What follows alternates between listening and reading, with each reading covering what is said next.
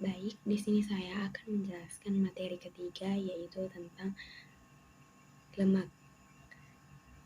Untuk lebih jelasnya, yuk simak video selanjutnya, teman-teman. Lemak. Lemak adalah senyawa kimia tidak larut air yang disusun oleh unsur karbon, hidrogen, dan oksigen. Istilah lemak meliputi senyawa-senyawa. Lemak di dalam makanan yang memegang peranan penting ialah lemak yang disebut sebagai netral atau trigliserida, yang molekulnya terdiri atas satu molekul glikerin dan 3 molekul asam lemak. Tersebut bisa sama semua, tetapi dapat juga dua sama atau ketiganya tidak ada yang sama. Jaringan lemak di dalam tubuh dianggap tidak aktif, juga tidak ikut dalam proses-proses metabolisme sehari-hari, tetapi merupakan simpanan atau cadangan energi yang kelebihan dan tidak terpakai. Pada seseorang yang menderita obesitas kegemukan atau obesitas, sejumlah lemak ini yang akan mendorong untuk membutuhkan energi bagi tubuh.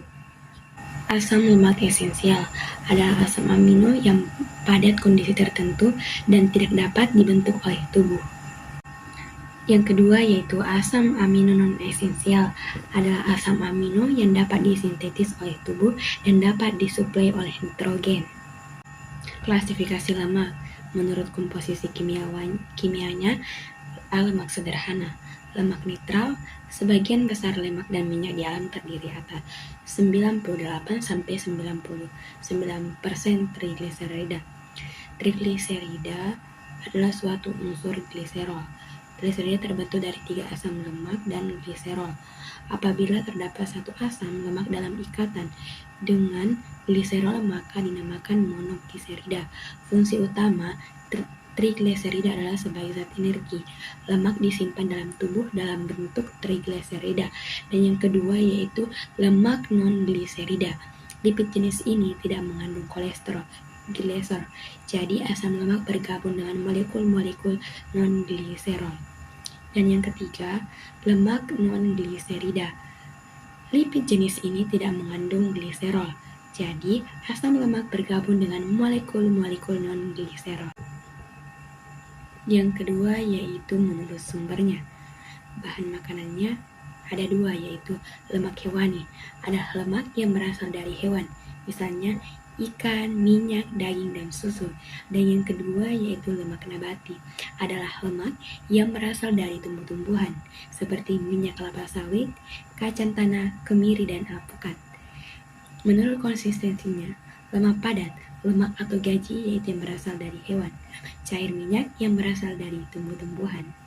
Sumber utama lemak adalah minyak tumbuh-tumbuhan dan lemak hewan seperti minyak kelapa, kelapa sawit, kacang tanah, kacang kedelai, mentega, margarin, lemak dan daging dan ayam. Selain itu, sumber lemak lainnya adalah kacang-kacangan, biji-bijian, daging, krim, susu, keju, dan kuning telur, serta makanan yang dimasak dengan lemak atau minyak. Fungsi lemak dalam tubuh sebagai zat pembangun dan pembentuk bagi tubuh. Kedua, pelindung kehilangan panas bagi tubuh. Yang ketiga, pengatur temperatur bagi tubuh. Yang kelima, sebagai penghasil asam lemak esensial. Yang keenam, sebagai pelumas di antara persendian. Kemudian, fungsi lemak dalam bahan pangan. Yang pertama, sebagai sumber energi, menghemat protein, membuat rasa kenyang lebih lama, memberi cita rasa, dan memberi zat gizi yang dibutuhkan oleh tubuh kita. Metabolisme lemak adalah proses mengubah lemak menjadi gliserol dan asam lemak. Lemak yang kita peroleh sebagai sumber energi utamanya dari lemak netral yaitu trigliserida, ester antara gliserol dengan 3 asam lemak. Gliserol mengikuti jalan metabolisme glukosa, sedangkan oksidasi asam lemak yaitu rangkaian atom C dipecah menjadi fragmen 2 karbon melalui beta oksidasi. Proses ini menyangkut pertautan koenzim A pada gugusan karboksil COOH, akhir dari molekul asam lemak. Hasilnya yaitu pembentukan beberapa komponen 2-C yang disebut asetil-CoA. Jumlahnya tergantung pada jumlah atom C pada asam lemak. Keton bodies atau badan-badan keton yaitu hasil akhir oksidasi asam Lemak terdiri dari asam aseto, asam asetat B, hidroksibutirat, dan aseton. Kebutuhan lemak bagi tubuh, yaitu anjuran konsumsi lemak per orang per hari beda lagi dengan anjuran konsumsinya 20-25% dari total energi 720 kalori per orang per hari. Konsumsi lemak tersebut sama dengan 5 sendok makan per orang per hari atau 67 gram per orang per hari. 1 gram lemak dapat menghasilkan 90 kalori.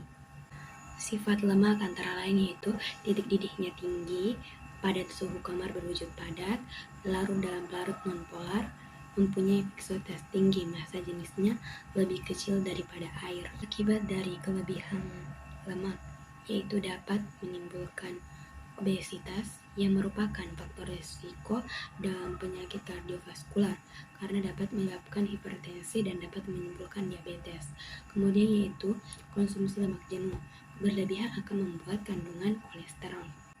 Kemudian akibat dari kekurangan lemak, yang pertama yaitu dermatitis, kedua luka sulit sembuh, yang ketiga sering sakit, yang keempat mudah kelelahan atau mudah capek, yang kelima pengaturan suhu tubuh yang buruk, 6 gejala kekurangan vitamin, dan yang ketujuh kulit kering, dan yang kedelapan yaitu rambut rontok. Baik, itulah tadi pembahasan materi tentang lemak. Saya Nur Aulia Ananda, mohon maaf bila ada kesalahan selama penyampaian atau penjelasan materi tentang zat makro yang terdiri dari karbohidrat, protein, dan lemak. See you guys.